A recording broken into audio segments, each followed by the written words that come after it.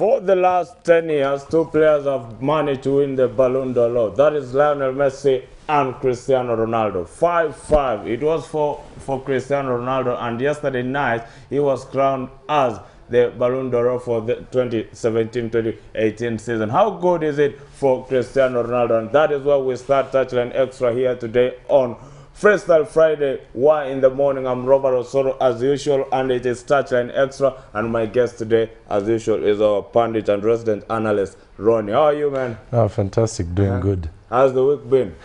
Great week of football. Sekafa is here. The Champions League has been awesome. The group stages. Now looking forward to the next round of fixtures in the weekend. Well, big week we have had because of the Champions League, the Europa League, the Sekafa Senior Challenge Cup, the 39th edition here in Kenya. But we gotta start with the Ballon d'Or, Cristiano Ronaldo lifting it. There was rumor and it was leaked that he was going with it and all that. But finally, he was the one voted to win this one. He deserved it. It's almost like a default setting to vote for either Ronaldo or Messi for the Ballon d'Or. Yes. Ronaldo has had a fantastic season this one, and just prior to winning the Ballon d'Or, he set a new record of becoming the first player in history to score in all Champions League group matches. So I think Ronaldo deservedly won it. He's now tied at 5-5 with Messi. They've dominated it, and there's no sign that they're going to stop anytime soon. And speaking of great players all over the world, from when football was inaugurated back from the 1700s, 18, coming all the way to today, these guys are the bar at the moment. They have set the bar. Lionel Messi, Cristiano Ronaldo. They are on a certain level pedestal that most players will be like, will we ever get there really? I think it's not that they're outrightly dominant, because we've seen a couple of young players coming up. If you look at the list of the top players, just after Ronaldo, we have Messi, who comes in second, but then again in there we have Neymar, who's at third. We also have Kylian Mbappe, who's I think fourth. I think that's an encouraging statement that indeed, just besides the old guards like even Gigi Buffon, who's on that list, we have the other young players who are coming up. And also I think it's commendable that for the first time in a very, very long time, you're having English players on that list. We have Harry Kane, the English hotshot, coming in at somewhere at number 10. Then you also have Chelsea's N'Golo Kante coming in on that list as well. Actually, N'Golo Kante is the one who got a number 8 position in that one. It was a surprise for us, but I think he deserves that one, N'Golo Kante. Yeah, I actually say that 75% of the world is covered by N'Golo Kante, and the 15% covered by water. He's had a fantastic last season at Chelsea, but this season he's not really been able to replicate the form he showed last season, I think largely because of injuries, but I think he deserved to be on that list. Well, congratulations for Cristiano Ronaldo for winning the Ballon d'Or. It is not the first time he's winning, it is the 5th time. He managed to help Real Madrid winning back-to-back Champions League titles, and also guiding his home country, Portugal, to winning the Euros in 2016. Now we come back here at home, and it's all match day 5 of the Sekafa Senior Challenge Cup that is happening here at home. And we've got results left, right, and center.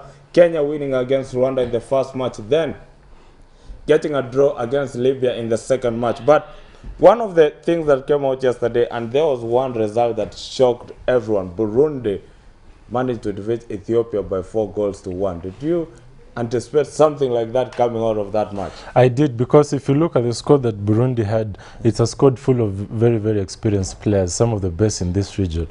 For instance, you see Burundi came into this tournament with the former Sofapaka man, Fiston Razak, as their main man up front, but then Razak withdrew from the tournament because he has to go to Angola to sign for a club, reportedly. But then again, they've still been able to do really well. They have the quality in players in the likes of Piero Quizera, Ludic Mavugo is a target for FC Leopards.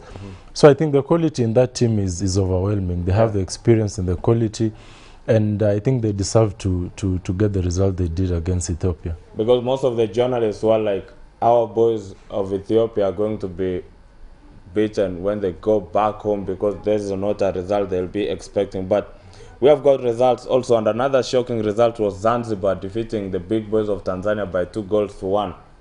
There's another result also for many mainstays were like Tanzania has to defeat Zanzibar, but Zanzibar is a different story now. They're strong too. Yeah, certainly, because I think Zanzibar is the shock of the tournament so far. Many people did not give them, did not rank them to get to where they are at the moment. Beating Tanzania mainland, and Tanzania mainland had a couple of very, very good players coming into this tournament. So I think Zanzibar have done well so far, and you really have to give credit to them.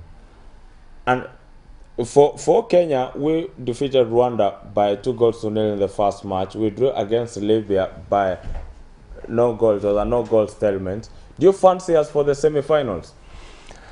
For sure, we can get to the semi-finals, but then I think hosting the tournament then comes with even greater responsibility, which is winning the tournament. Yes. We played really well against Rwanda in the opening match, getting a 2-0 result. Everyone was in their element, playing really well. Yes. Against Libya, we were shocked quite a bit and almost conceded a goal thanks to some goalkeeping errors and some defensive mistakes. I don't see us being favourites. Poster Rangers coach Sami Pamzo said this yesterday, we are not favourites, but we are a good side to get to the semis. Going by how the rankings look like, we will most likely face Uganda in the semis, which will be a finals before the final. But I think it's a big one. A step at a time. Kenya has done well so far. And so far, when you look at Group B, we got Zanzibar leading that one after 2 games with 6 points. Kenya coming second with 4 points after 2 matches. Libya is third with 3 points. And Libya is also another shocker. They have not conceded a goal. They have not won any match. They are all draws. They get one win, they are on top of the group, and Kenya might be out of even the semis. This is a tough team. Libya, they've come to the tournament as the guests. They've not scored, they've not conceded, they've not lost. They've drawn 3. A very, very interesting record to have. However, I think they really do not show the killer element in that team. They're playing some good football, some good passing, but I don't think they have the killer element to get the maximum points in their last match.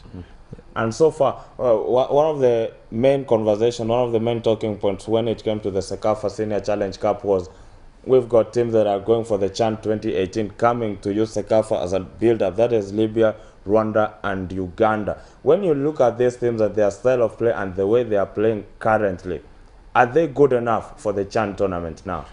You'd say they are good enough, save for Rwanda. Rwanda has had issues, especially after sacking their previous coach, McKinsey. Then they've really struggled to get it right in the technical department.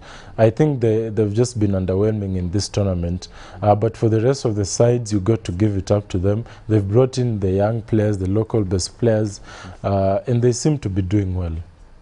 Well, the CECAFA Senior Challenge Cup is on, and our mother channel, KBC Channel 1, is showing that the CECAFA Senior Challenge Cup, courtesy of Azam TV. And today at the Bukungu Stadium will be Uganda versus South Sudan. And that is a game you expect Uganda to go outright and win, because they have only 1 point, which is a draw they got. And if they defeat South Sudan, they'll be joining Burundi at the top of the Group B. In the Open, I think Uganda were just a bit unlucky not to get maximum points. They were really playing very good football. The attack was really having a field day on that day.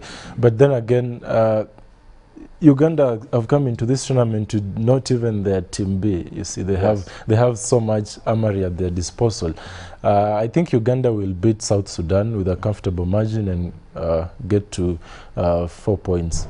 Yeah, and then they will up there in Group B, and also hoping that they can get to the semi-finals. 22162 is our SMS line. You can SMS us using the word touch, and the Touchline crew can be there to talk to you, and also hope you can make it to our fan zone, because now it is the most enjoyable part when it comes to football, because the Super Sunday is about to get supersonic. Can you believe that? Because this Sunday, it will be all about the Manchester Derby and also the Merseyside Derby, because Liverpool, Everton are going head-to-head, and Guardiola versus Mo are going head-to-head. How about that? It is what we are going to talk about right about now, and it is going to be a big day. It is a conversation everybody has been waiting for. Manchester versus Manchester, because at the end of the day, everybody is saying the trophy will land in Manchester. We don't know which Manchester is going to land. What do you first of all make of this derby? You know, this season we've been having Super Sundays that are not really Super Sundays, but for the first time this season you're having a real Super Sunday. the kind of fixtures that set the blood boiling and the adrenaline pumping. Yeah. We have Manchester United versus Manchester City, and then the Merseyside derby, Everton versus Liverpool. Yeah. I think certainly then the big one has to be, going by the records, the Manchester derby, then followed by the Merseyside derby. Yes. And if you are from your background and everything that you do as a journalist, and now when it comes to odds and everything, we have got Manchester. What are the odds? More so like Manchester is going to be missing Paul Pogba in their midfield. What are the odds of United beating City? You know, this is a very tight match from a betting perspective. You really cannot separate the two teams. You'll find the two teams, the odds given to both sides are really close. For instance, you could see one has 2.6, the other one 2.5. Then a draw almost is at 3.0. This means all the two teams are tied very, very closely. It's a match that you really cannot separate the two sides. As we'll break down then the technical and tactical bit of the match, you'll realize this is a very, very tight match, and it just takes a lot besides the head-to-head record to see who's likely to be the winner. And Paul Pogba is out of that team. Manchester City lost against Shakhtar Donetsk in their Champions League midweek game here before they head on to the Super Sunday with Manchester United. And you look at Pep Guardiola with the lineup he had against Shakhtar Donetsk. He was preparing for this match. He was going for this match. Is he going to kill United at the end of the day? I think the onus is on United in this one. I think United is the team under pressure first, because then the biggest task for them is how do you stop Manchester City. I do not want to read too much from the performance of City in the midweek Champions League clash, because they brought in a really underwhelming squad in that tie. So I think the onus is on United. How do you stop Manchester City? They have Pogba out of this one, so they're likely to be playing a back three with Fellaini playing Matic just ahead of the defense. So I think Mourinho's tactics will be what he's done against Liverpool before. Try give the other team possession, sit back, wait for them on the counter. They don't have Pogba in the midfield, so then they're likely to be playing it long to Lukaku. Then Lukaku tries to bring it down for either Martial or Lingard and try to catch City on the break. But then again, if you look at City has had a consistent pattern in the last 3 matches. Against West Ham United, against Southampton, and against Huddersfield. And the consistent pattern is this: they've been winning those matches by a margin of 2-1, 2-1, 2-1, and scoring very late. You can recall that Raheem Sterling has been scoring very, very late goals for them, because these teams have realized then you stifle Leroy Sané, you stifle Raheem Sterling, then you really make it difficult for David Silva and Kevin De Bruyne at the middle. United is actually likely to employ this same tactic against City. And that is under Herrera coming into this lineup and all that. But for Manchester City, for them going forward, they have no problem. They look like a team that can go for a kill, and they will go for it, considering when you see the way Pep Guardiola plays. Indeed, I think Lingard will play a very key role in this one. Lingard is likely to be the tormentor-in-chief for Manchester City. We saw what he was able to do for United against Arsenal, and you expect him to really be running on the wings together with Martial as they come up against Manchester City on the weekend. Give me a bet I can hold you accountable for on Monday between City and United. Who is going to win, or how do you see it panning out? Before I give you a bet, Jose Mourinho has a habit of winning the league in his second season. But then again, this fixture has a big bearing on the title. Because if then Manchester United lose, then it goes to 11 points, and I don't think you can catch up if you have an 11-point difference. So I think this is a very tight one. But going by the forms and the records, City is the better side. They've averaged about 2.8 goals per match. So I think City is the better side, and they'll win this one. Scoreline? I think City will win this one by 3-1. 3-1? Yes. I'll hold you accountable for that. Another derby that is happening has to be the Liverpool-Everton. It is the Merseyside derby, and everybody has to be up and talking. Jurgen Klopp versus Big Sam. Big Sam They won midweek the Europa League, and they have won 2 matches in a row in West Ham and Huddersfield. They are going now into Liverpool. Is it now the big test coming up? Yeah, indeed, it's a big test. The last time we were here, we were talking about Big Sam and what he's able to do. Yeah. We know most English sides have always run to him as a rescue when things are going south. Yeah. The Merseyside derby, it's a big one. You know, these sides have met 50 times, Liverpool and Everton. And this match has averaged about 1 red card per match and 4 yellow cards per match. The Merseyside derby, that is. So this is a very tight and tense match, and the emotions really run high. For Big Sam and Everton coming into this one, I think it's just about damage limitation. Yes. I don't think they stand any chance in this one. Liverpool has scored 43 goals in 11 matches, which is just a spectacular record. We've been able to see what the likes of Salah and Mane have done on that upfront line for Liverpool.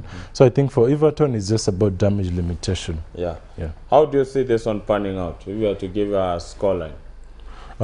First, as I've mentioned to you, we've had an average of a red card per Merseyside derby, Yes. and 4 yellow cards per Merseyside derby.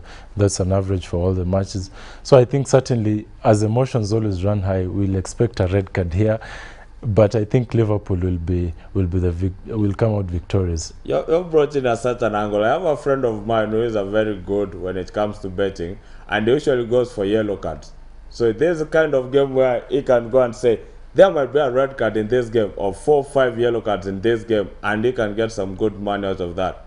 Indeed, because there are various options, you can always bet on red cards or yellow cards. And this one, you certainly know that there'll be a red card and there'll be several yellow cards. Yeah. Yeah. It is a big weekend. We've got Southampton versus Arsenal also on the Super Sunday. But on Saturday, West Ham will be welcoming Chelsea, Burnley versus Watford, Crystal Palace versus FC Bournemouth, Huddersfield versus Brighton Hove, then Swansea versus West Bromwich, Tottenham versus Stoke, Newcastle versus Leicester City. But of all the Saturday matches, one of the key highlights will have to go to West Ham versus Chelsea. Yes, West Ham, they've had a very tricky season for them. They brought in David Moyes to try mitigate the bad season that has been, but there's no hope in sight. They played really well against Manchester City. They were really unlucky not to get a draw because Arnautovic had a late chance that they could not convert. Against Chelsea, it's a hard one for them. Yeah. Chelsea has really improved with Hazard coming back from injury. It's almost another bad result for West Ham. Thanks a lot, Ronny, for coming here for this analysis. We hope that you'll be coming out right. Most of this conversation will be going on tomorrow from 12 to 2 p.m. on the Touchline Live, when we'll be discussing many things that have been happening. And one of the major developments was Russia being banned from the Winter Olympics in Pyongyang, South Korea. How bad is it for Russia, and what are the implications of Russia getting this ban? Touchline tomorrow, 12 to 2. For the Touchline Extra today, for Y in the Morning crew and everybody successful for bringing this one on board, I'm Robert Osoro. Good morning.